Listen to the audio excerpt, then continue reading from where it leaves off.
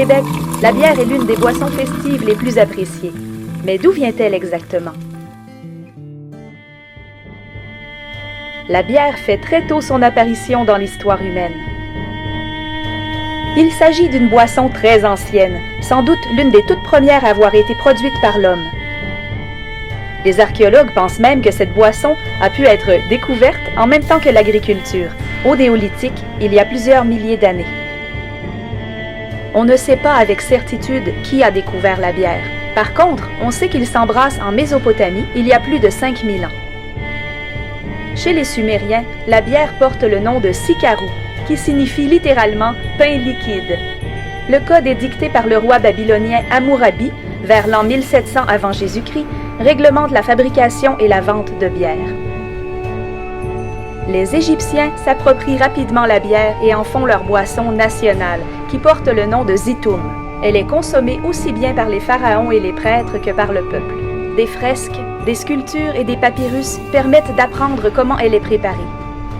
En Égypte ancienne, le brassage est surtout une affaire de brasseuses.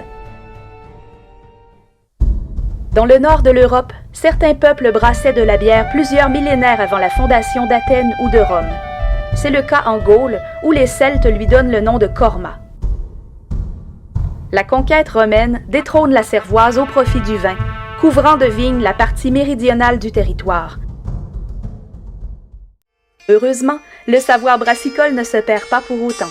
Du 8e au 13e siècle, les religieux règnent sur le brassage et le commerce de la cervoise en Europe. Les abbayes deviennent des hauts lieux du brassage et des développements en matière brassicole. Mais l'usage du houblon demeure sporadique, jusqu'à ce que Jean sans Peur, duc de Bourgogne, impose le houblon en tant qu'arôme principal de la bière. Nous sommes alors en 1435. La bière devra dorénavant comporter de l'eau, du grain et du houblon. Rien de plus, rien de moins. C'est la naissance de la bière telle que nous la connaissons. Parce qu'elle est considérée comme échauffante, la bière est perçue comme une boisson idéale pour les habitants des pays froids. On peut donc se figurer que l'Amérique du Nord, avec ses hivers rigoureux, entrera très bien dans cette définition. Les premiers colons de Québec, en cultivant des céréales, tentent aussi de produire de la bière. L'un des plus fervents promoteurs de la bière au 17e siècle est l'intendant Jean Talon. La brasserie de Talon semble prometteuse. En 1672, le gouverneur Frontenac écrit même que la bière de l'intendant est très bonne. La Nouvelle-France compte aussi des brasseries opérées par des communautés religieuses masculines. Au fil du temps, les Jésuites, les Récollets, les prêtres du séminaire de Québec et les frères de l'Hôpital général de Montréal brasseront de la bière, essentiellement pour payer leurs employés, en liquide. La production de bière dans la vallée du Saint-Laurent prend un véritable essor après la guerre de 7 ans. Sous l'impulsion des soldats et marchands britanniques qui viennent s'installer à Québec et à Montréal, on assiste à l'éclosion de nombreuses brasseries. Les brasseurs canadiens s'adaptent en élargissant leur clientèle, mais bénéficient également des innovations technologiques et des savoir-faire anglais pour le plus grand agrément des buveurs d'ici.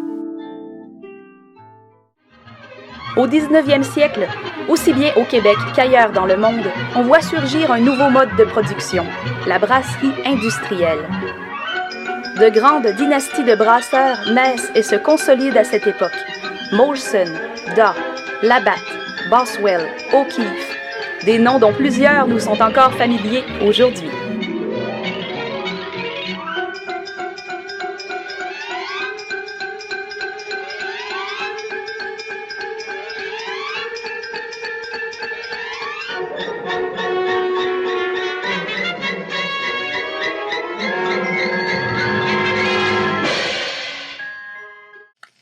Le haut lieu de la consommation de bière au Québec est alors la taverne. On en retrouve de nombreuses dans les centres urbains et pratiquement chaque village en possède au moins une. Le long de la route 138 et notamment à Neuville, les tavernes rafraîchissent aussi bien les gens de la place que les visiteurs de passage.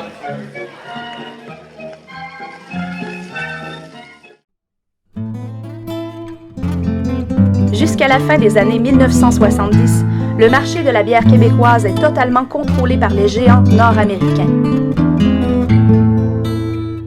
À partir des années 1970, un peu partout en Occident, mais aussi au Québec, démarre un mouvement visant à retrouver le goût d'antan. Retour à la terre, retour à la bière. Dans la grande région de la capitale nationale, on renoue avec beaucoup d'inspiration à ces anciennes traditions brassicoles. Soulignons bien sûr l'Esprit de Clocher, une microbrasserie artisanale qui a ouvert officiellement ses portes en 2015. Située à la croisée du chemin du Roi et de la rue des Érables à Neuville, on y élabore une dizaine de bières, dont une IPA au maïs. Aujourd'hui, les expressions bière de dégustation et bière de spécialité ont fait leur place dans notre vocabulaire. Un bon nombre d'événements et festivals célèbrent la bière et font connaître le travail des brasseurs aux buveurs actuels. Et la bière continue d'être très présente dans les festivals, notamment aux fêtes gourmandes des jardins de Neuville.